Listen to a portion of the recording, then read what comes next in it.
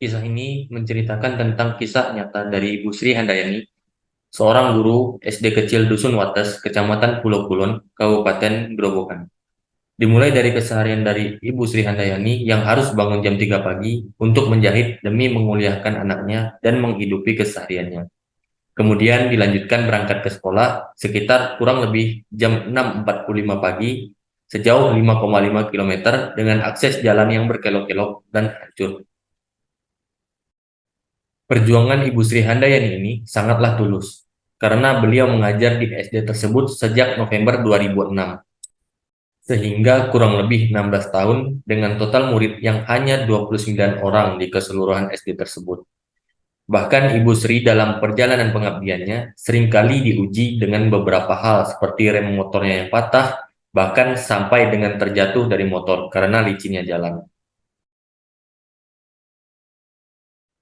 Awal mula Ibu Sri Handayani memilih SD kecil pojok Dusun Wates ini ketika lulus dari D2 dan diharuskan untuk mencari sekolah yang tidak ada gurunya. Sesampainya di sekolah tersebut, Ibu Sri Handayani disambut oleh beberapa murid dan sontak membuat Ibu Sri Handayani menanamkan janji agar terus mengajar di sana. Prinsip yang ditanamkan oleh Ibu Sri Handayani adalah sekali emas, dimanapun tetaplah emas.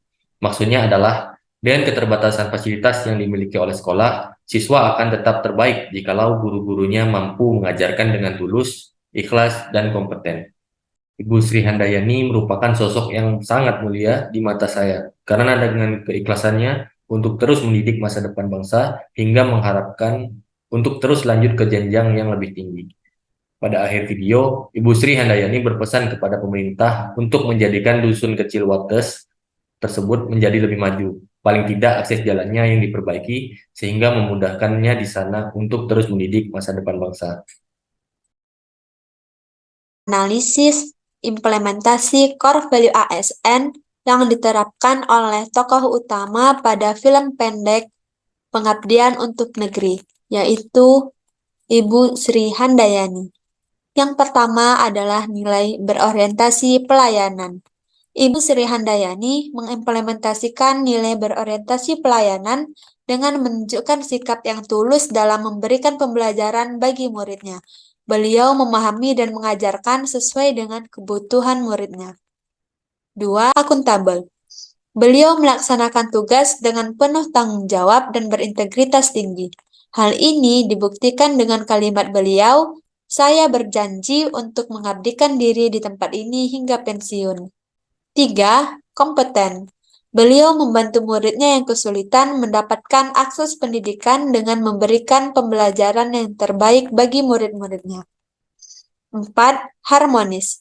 Ibu Sri Handayani menghargai setiap muridnya tanpa membeda-bedakan latar belakang. Demi kenyamanan dan keamanan bersama, beliau memberi kesempatan bagi muridnya untuk membawa adik mereka ke sekolah karena minimnya perhatian orang tua terhadap pendidikan. Beliau juga menjaga hubungan bermasyarakat dengan cara ikut serta dalam kegiatan kerja bakti di Desa Wates. 5. Loyal. Ibu Sri Handayani memegang teguh ideologi Pancasila. Beliau menunjukkannya dengan sikap setia pada NKRI dan pemerintah yang sah dengan memegang teguh ideologi Pancasila dan Undang-Undang Dasar 1945. Beliau bekerja dengan integritas tinggi dan memiliki keberanian mengutarakan ketidaksetujuan atas pendapat yang menyatakan bahwa pendidikan bagi anak kurang penting. Dengan demikian, dapat dilihat bahwa beliau mampu menjaga nama baik ASN sebagai guru. 6. Adaptif. Ibu Sri Handayani bersikap proaktif dengan cara meminta kepala sekolah yaitu Bapak Sugiarto untuk tetap menjadi guru di SD kecil pojok meskipun dengan sarana dan prasarana yang kurang memadai. Hal ini menunjukkan bahwa beliau memiliki mental model yang mencerminkan realitas organisasi yang ingin diwujudkan. Analisis dampak tidak diterapkannya nilai-nilai dasar PNS. Bapak Kepala Dusun berdasarkan membangun film pendek dengan Ibu Sri Handayani sebagai yang diperankan oleh Ibu agar anak-anak di desa tersebut kami mengamati bahwa tidak terdapat kesalahan dalam penerapan core value ASN.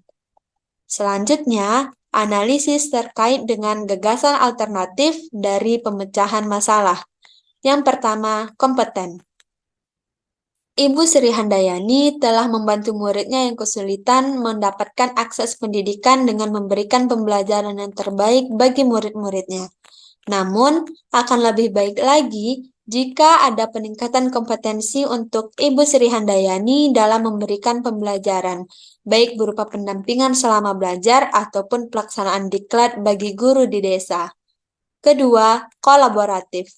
Perlu adanya peningkatan kolaborasi antara guru di sekolah, orang tua, dan pemerintah setempat agar dapat mencapai peningkatan mutu pendidikan yang lebih baik, mulai dari pengadaan sarana dan prasarana yang mendukung, hingga penting bagi orang tua menyadari urgensi pendidikan bagi anak-anak, sehingga anak-anak di desa tersebut lebih termotivasi dalam belajar. Ketiga, harmonis.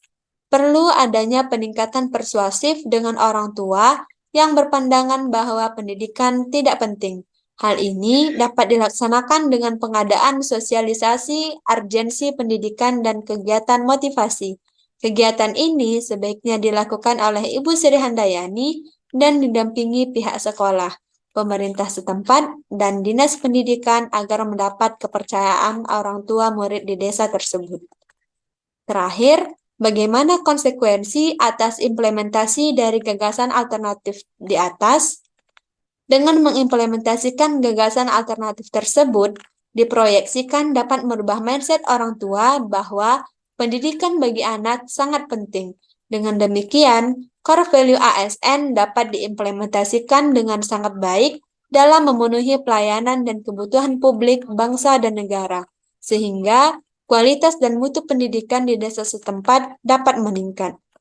Demikian yang dapat kami sampaikan. Terima kasih.